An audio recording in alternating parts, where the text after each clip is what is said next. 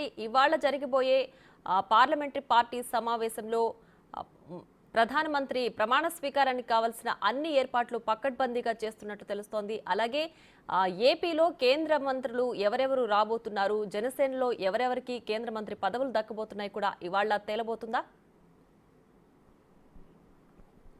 డెఫినెట్గా ప్రియా, ఇక నిన్ననే టీడీపీ అధినేత ఏపీ కాబోయే ముఖ్యమంత్రి చంద్రబాబు పలువురు టీడీపీ ఎంపీలు ఢిల్లీ చేరుకున్నారు. ఈరోజు ఉదయం 11 గంటలకు ఎన్డీఏ పార్టీల ఎంపీల సమావేశంలో పార్లమెంటు హాల్లో జరిగే 11 గంటలకు జరిగే సమావేశంలో వీరందరూ పాల్గొనబోతున్నారు. ఇటు జనసేన నుంచి మరోవైపు బీజేపీ నుంచి కూడా ఎంపీలు ఇప్పటికే ఢిల్లీ చేరుకున్నట్టు తెలుస్తుంది. వారితో పాటు ఎన్డీఏ పార్టీలో ఎన్డీఏ కూటమిలో ఉన్న పార్టీలకు సంబంధించిన ఎంపీలందరూ కూడా అంటే 293 మంది ఎంపీలు, మరోవైపు ఇటు బీజేపీకి సంబంధించిన రాజ్యసభ కానీ ఇతర సీనియర్ నేతలందరూ కూడా ఈ సమావేశంలో పాల్గొనే అవకాశం కనిపిస్తూ ఉంది. అయితే మరోవైపు ఈ ఎన్డీఏ కూటమికి సంబంధించిన ఎంపీలందరూ కూడా ఈరోజు ఎన్డీఏ పార్టీకి సంబంధించిన అంటే ప్రధానిగా నరేంద్ర మోడీని ఏకగ్రీవంగా ఎంపీలందరూ ఎన్నుకోబోతున్నారు. ఎన్నుకున్న తర్వాత సాయంత్రం రాష్ట్రపతి ద్రౌపది ముర్మును కలిసి నూతన ప్రభుత్వాన్ని ఏర్పాటు చేయాల్సిందిగా రాష్ట్రపతి ద్రౌపది ముర్మును కోరబోతున్నారు. అంటే ఈ సమావేశం ఉదయం 11 గంటల తర్వాత 11 గంటల 15 నిమిషాలకు ఆ సమయంలో ప్రధాని నరేంద్ర మోడీ అధ్యక్షతన ఎన్డీఏ కూటమి పార్టీల ఎంపీల సమావేశం జరగబోతుంది. ఇక ప్రతి ఒక్కరి దగ్గరికి ఎంపీలందరి దగ్గరికి కూడా నరేంద్ర మోడీ వెళ్ళి వారితో మాట్లాడబోతున్నారు. మాట్లాడి వారి వివరాలు తెలుసుకుంటారు. తర్వాత మొత్తం అందరూ కలిసి ఎన్డీఏ పార్టీకి సంబంధించిన ఎంపీలందరూ కూడా కలిసి ఏకగ్రీవంగా ప్రధానిగా నరేంద్ర మోడీని ఎన్నుకోబోతున్నారు. ఎన్నుకున్న తర్వాత ఇంతకుముందు చెప్పినట్లుగా రాష్ట్రపతిని కలుస్తారు. కలిసిన తర్వాత నూతన ప్రభుత్వాన్ని ఆహ్వానం పలకాల్సిందిగా ఏర్పరచడానికి అనుమతి ఇవ్వాల్సిందిగా కోరబోతారు.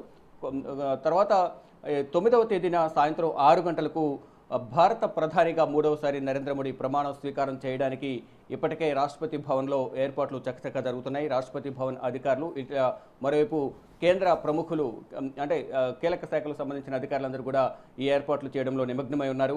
ఇక ఈ ప్రమాణ స్వీకార మహోత్సవ కార్యక్రమానికి బీజేపీ పాలిత రాష్ట్రాల ముఖ్యమంత్రులతో పాటు ఎన్డీఏ కూటమిలో ఉన్న పార్టీల నేతలు, మరోవైపు ఇతర దేశాలకు సంబంధించిన అధ్యక్షులు, ప్రధానులందరూ కూడా ఈ కొంతమందికి ఆహ్వానాలు పలికినట్లుగా కూడా తెలుస్తోంది. ఇప్పటికే బంగ్లాదేశ్ ప్రధాని బయలుదేరినట్లుగా తెలుస్తోంది. మరోవైపు భూటాన్, నేపాల్, శ్రీలంక, మారిషస్, మాల్దీవ్స్ ఇలా మరికొన్ని దేశాలకు సంబంధించిన అధ్యక్షులు, ప్రధానులకు బీజేపీ ఆహ్వానం పలికింది. వారందరూ కూడా ప్రధాని నరేంద్ర మోడీ ప్రమాణ స్వీకార కార్యక్రమానికి హాజరు కాబోతున్నారు.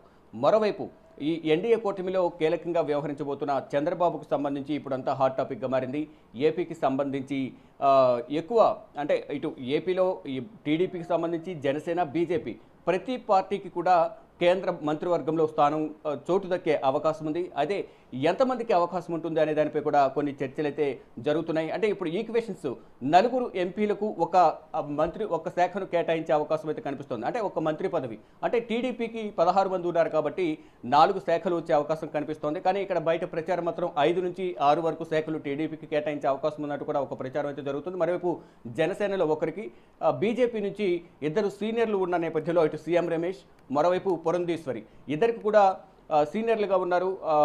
హైకమాండ్తో మంచి లాబింగ్ ఉంది కాబట్టి వారిద్దరికి కూడా ఇచ్చే అవకాశం ఉన్నట్టు కూడా ప్రచారం జరుగుతుంది. ఒకవేళ వారిద్దరికి కూడా ఇస్తే దాదాపు 7 శాఖలు ఏపీకి కేటాయించే అవకాశం కనిపిస్తోంది. ఈ నేపథ్యంలోనే కేంద్రంలో కీలకంగా ఏపీ భాగస్వామ్యం ఉండబోతున్నట్టు కూడా విశ్లేషకులు చెబుతున్నారు. ఒకవేళ 7 శాఖలు వస్తే రాష్ట్రాన్ని అభివృద్ధి చేసుకోవడానికి ఎంతో ఉపయోగపడుతోంది ఈ శాఖల ద్వారా అనేది అందరూ కూడా ఆశాభావం వ్యక్తం చేస్తున్నారు. దానిలో భాగంగా ఈరోజు ఎన్డీఏ సమావేశం ముగిసిన తర్వాత ఈ శాఖలకు సంబంధించి అసలు ముందుగా ఎన్ని మంత్రి పదవులు ఏపీకి ఇస్తారో, అందులో టీడీపీకి భాగస్వామ్యం ఎంత ఉంది ప్రభుత్వంలో అనే దానిపై కూడా స్పష్టత వచ్చే అవకాశం కనిపిస్తోంది. ఇక 9వ తేదీన ప్రధాని నరేంద్ర మోడీతో పాటు కేంద్ర మంత్రులకు కూడా కొంతమంది ప్రమాణ స్వీకారం చేసే అవకాశం ఉంది. వారిలో ఏపీ నుంచి ఎంతమంది ప్రమాణ స్వీకారం చేయబోతున్నారు అనే దానిపై మాత్రం సాయంత్రానికల్లా స్పష్టత వచ్చే అవకాశం కనిపిస్తోంది. ఇప్పటికే రాత్రి చంద్రబాబు 11:30 సమయంలో ఢిల్లీ చేరుకున్నారు పలువురు ఎంపీలతో. అయితే 3 రోజుల పాటు చంద్రబాబు ఢిల్లీలోనే ఉంటారంటూ కూడా సమాచారం ఉంది. అంటే ఢిల్లీలోనే ఉంటారా లేకపోతే వెళ్ళి మళ్ళీ వస్తారా, ప్రభుత్వ కార్యక్రమాలకు సంబంధించి కొన్ని అంటే మార్పులు చేర్పులు ఉన్న నేపథ్యంలో వెళ్ళి వస్తారా లేదా అనేది చూడాల్సి ఉంది. అంటే ఇవాళ 7వ తేదీ కాబట్టి ఎల్లుండి ప్రమాణ స్వీకారం ఉంది. ప్రమాణ స్వీకార కార్యక్రమానికి అంటే ఎంపీలతో పాటు చంద్రబాబు ఇక్కడే మఖాం వేస్తారా లేకపోతే వెళ్ళి మళ్ళీ వస్తారా అనేది కూడా చూడాల్సి ఉంది. కానీ అధికారిక సమాచారం ప్రకారం చంద్రబాబు 3 రోజుల పాటు ఢిల్లీలోనే మఖాం వేస్తారంటూ కూడా ప్రచారం జరుగుతోంది. ఇక మరి కాసేపట్లోనే పవన్ కళ్యాణ్, జనసేన, బీజేపీ ఎంపీలు కూడా ఢిల్లీ చేరుకోబోతున్నారు. వీరందరూ ఉదయం 11 గంటల సమయంలో జరిగే పార్లమెంట్ హాల్లో జరిగే ఎన్డీఏ పార్టీల ఎంపీల సమావేశంలో పాల్గొని ప్రధాని నరేంద్ర మోడీతో చర్చించిన తర్వాత ఏకగ్రీవంగా ప్రధానిని ఎన్నుకోబోతున్నారు. ఎన్నుకున్న తర్వాత సాయంత్రం 5 గంటలకు భారత రాష్ట్రపతి ద్రౌపది ముర్మును కలిసి నూతన ప్రభుత్వాన్ని ఏర్పరచడానికి అనుమతి కోరతారు. కోరిన తర్వాత 9వ తేదీన అయితే ఇవాళ జరిగే సమావేశంలో ఏపీకి ఎన్ని కేంద్ర మంత్రి పదవులు రాబోతున్నాయనే దానిపైన ఖచ్చితంగా క్లారిటీ వచ్చే అవకాశం ఉందా? ఎందుకంటే 9వ తేదీ మోడీతో పాటు మరికొంతమంది కేంద్ర మంత్రులు కూడా ప్రమాణ స్వీకారం చేయనున్న నేపథ్యంలో ఏపీకి రాబోయే ఎన్ని పదవులు అనే క్లారిటీ అయితే వచ్చే అవకాశం ఉందా? రైట్, డెఫినెట్గా ఇప్పటికీ అయితే కొన్ని సోషల్ మీడియాలోనూ నేషనల్ ఛానల్స్లో ఇటు మన రీజనల్ ఛానల్స్ తెలుగు ఛానల్స్లో కూడా ప్రచారం జరుగుతోంది. కీలక శాఖలు అనేవి ప్రచారం జరుగుతోంది. అంటే ఐటీ కమ్యూనికేషన్ కానీ, మరోవైపు ఫైనాన్స్, అగ్రికల్చర్, జలశక్తి శాఖ, మరోవైపు స్పీకర్, ఈ పదవులు టీడీపీకి ఇవ్వాలి డిమాండ్ చేశారు చంద్రబాబు అనేది బయట ప్రచారం జరుగుతుంది. కానీ చంద్రబాబుతో మాట్లాడిన సందర్భంలో కేవలం ఎన్డీఏ కూటమికి సంబంధించి ఎన్డీఏ పక్ష సమావేశంలో ప్రధాని నరేంద్ర మోడీని ఎన్నుకోవడానికి మాత్రమే ఈ సమావేశం జరిగింది. దీంట్లో ఎటువంటి మంత్రివర్గ పోర్ట్ఫోలియోలకు సంబంధించి కానీ ఎవరికి ఎన్ని శాఖలు ఇస్తారనే దానిపై మాత్రం చర్చ జరగలేదనేది ఆఫ్ ద రికార్డులో చంద్రబాబు మీడియాతో మాట్లాడుతూ గత పర్యటన సందర్భంగా తెలిపారు. కానీ బయట ప్రచారం మాత్రం కొన్ని లీకులు వస్తున్నాయి. ఇటు ఏపీకి 4 శాఖలు వస్తాయి. దాంట్లో రామ్మోహన్ నాయుడు ముందు వరుసలో ఉన్నారు.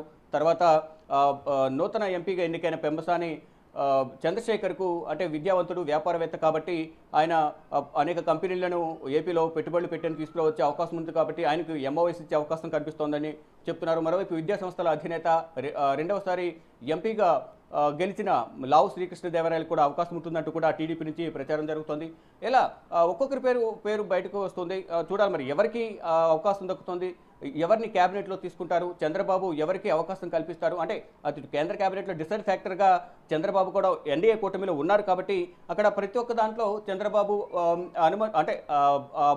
చంద్రబాబు చెప్పే అంశాలను కూడా పరిగణలోకి తీసుకునే అవకాశం ఉంటుంది కాబట్టి ఇక్కడ చంద్రబాబు కూడా కేంద్ర క్యాబినెట్లో ఎవరెవరిని తీసుకోవాలి అనే డిసైడ్ ఫ్యాక్టర్లో కూడా చంద్రబాబు అంశాలను అభిప్రాయాలు కూడా వారు పరిగణనలోకి తీసుకునే అవకాశం ఉంది కాబట్టి ఇటు జనసేన నుంచి ఎదురున్నారు కాబట్టి వారిలో ఒకరికి కంపల్సరీగా ఎంఓఎస్ ఇస్తారంటూ కూడా ప్రచారం జరుగుతోంది. ఇక సీఎం రమేష్, పురంధేశ్వరి, భూపతిరాజు శ్రీనివాస్ ఈ 3 ఎంపీలు ఉన్నారు కాబట్టి వారిలో వీరిద్దరికి ఇచ్చే అవకాశం ఉందంటూ కూడా ప్రచారం జరుగుతుంది. ఇలా అంటే మెయిన్ శాఖలు ఫైనాన్స్ కానీ, హోమ్, అలాగే అగ్రికల్చర్, రక్షణ శాఖ, ఇలా మెయిన్ పోర్ట్ఫోలియోస్ ఏవైతే ఉన్నాయో అవి మాత్రం వారి దగ్గరే ఉంచుకుంటారంటూ ప్రచారం జరుగుతుంది. ఇటు ఏవియేషన్ సంబంధించి విమానయాన శాఖ మాత్రం గతంలో అశోక్ గజపతిరాజుకు ఇచ్చారు కాబట్టి ఆ శాఖను టీడీపీకి కేటాయించే అవకాశం ఉన్నట్టు మరో ప్రచారం జరుగుతోంది. అంటే మెయిన్ శాఖలు ఏవైతే ఉన్నాయి ఫైనాన్స్, హోమ్, రక్షణ శాఖ, అగ్రికల్చర్, జలశక్తి శాఖ, ఐటీ కమ్యూనికేషన్స్ ఇవి మాత్రం వారి దగ్గరే ఉంచుకునే అవకాశం ఉందంటూ తెలుస్తోంది. కానీ వాటిలో కూడా కొన్ని ఎంఓఎస్లు కానీ కొన్ని కీలక కేంద్ర క్యాబినెట్ బెర్తులు కూడా టీడీపీకి ఇస్తారు. దాని ద్వారా రాష్ట్రాన్ని అభివృద్ధి చేసుకోవడానికి ఉపయోగపడుతుంది. మరోవైపు ఈ క్యాబినెట్తో పాటు రాష్ట్ర అభివృద్ధికి సంబంధించి ప్రత్యేక హోదా, పోలవరం ప్రాజెక్టు కంప్లీట్ చేయడం, రాష్ట్రానికి రావాల్సిన నిధులు, విభజన సమయంలో ఇచ్చిన హామీలను నెరవేర్చడం ఇవన్నీ కూడా ప్రధాని నుంచి చంద్రబాబు హామీ తీసుకున్నట్లుగా కూడా మరో ప్రచారం జరుగుతోంది.